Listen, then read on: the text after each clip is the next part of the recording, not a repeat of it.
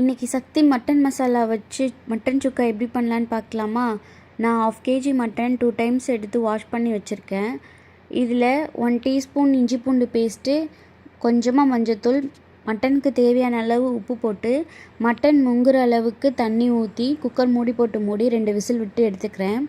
என்னோடய குக்கருக்கு 2 விசில் கரெக்டாக இருக்கும். மட்டன் முக்காப்பாக வெந்திருக்கணும். ரொம்ப வெந்துருச்சுன்னா சுக்காவுக்கு ரெடி பண்ணும்போது மட்டன் குழஞ்ச மாதிரி வந்துடும்.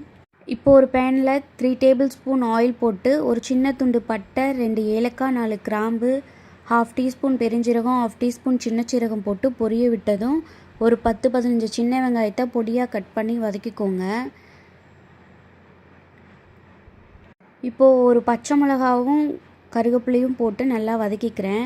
நீங்கள் இதே மாதிரி சிக்கனுக்கும் ட்ரை பண்ணி பார்க்கலாம். இந்த ஸ்டேஜில் நீங்கள் சிக்கன் போட்டு இப்போது அடுத்து பண்ணுறது எல்லாத்தையும் நீங்கள் பண்ணிங்கன்னா சூப்பராக இருக்கும். ஆனால் அதிகமாக தண்ணி ஊற்றிடக்கூடாது. ஆல்ரெடி சிக்கன்லேயே அதிகமாக தண்ணி விடும். நான் ஒரு 5 வரமிளகாய் போட்டு நல்லா வதக்கிக்கிறேன். உங்களுக்கு பிடிக்கும்னா நீங்கள் இன்னும் 2 சேர்த்து கூட போட்டுக்கலாம். இது கொஞ்சம் வதங்கட்டும். இப்போது நான் ஒரு 1/2 தக்காளி மட்டும் கட் பண்ணி வச்சு சேர்த்துக்கிறேன்.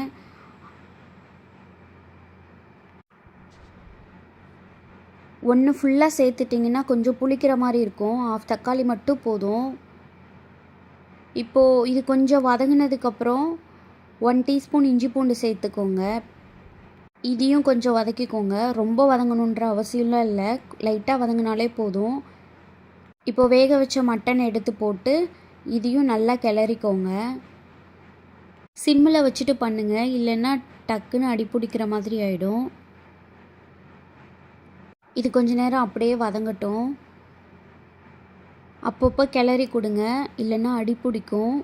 1/2 டீஸ்பூன் கரம் மசாலா, 1/2 டீஸ்பூன் வத்தத்தூள், 50 gram mutton masala, Sakthi mutton மசாலாவில் நான் 1/2 போட்டிருக்கேன். இப்போது இதை கொஞ்சம் நல்லா கிளறிக்கோங்க. ஆனால் இது பண்ணும்போது சிம்மில் வச்சு பண்ணுங்கள், இல்லைன்னா அடி பிடிக்கிற மாதிரி ஆகிடும். மட்டன் தண்ணி கொஞ்சம் கொஞ்சமாக ஆட் பண்ணுறேன். நான் 3 தடவை ஆட் பண்ணியிருக்கேன். மொத்தமாக சேர்த்துட்டிங்கன்னா அது குழம்பு மாதிரி வந்துடும். பாருங்கள், அந்த ஊற்றின தண்ணி கொஞ்சம் கொஞ்சமாக வற்றினதுக்கப்புறம் தான் நான் ஊற்றுறேன். அந்த தண்ணி ஃபுல்லாக கொஞ்சம் வற்றினதுக்கப்புறம் 1/2 டீஸ்பூன் பெப்பர் பொடி போட்டு நல்லா கிண்டிட்டு ஒரு 2 மினிட்ஸ் சிம்மில் வச்சுட்டு கொஞ்சமாக மல்லித்தழை தூவி இறக்கிக்கலாம். சூப்பராக இருக்கும், ட்ரை பண்ணி பாருங்கள். தேங்க்ஸ்.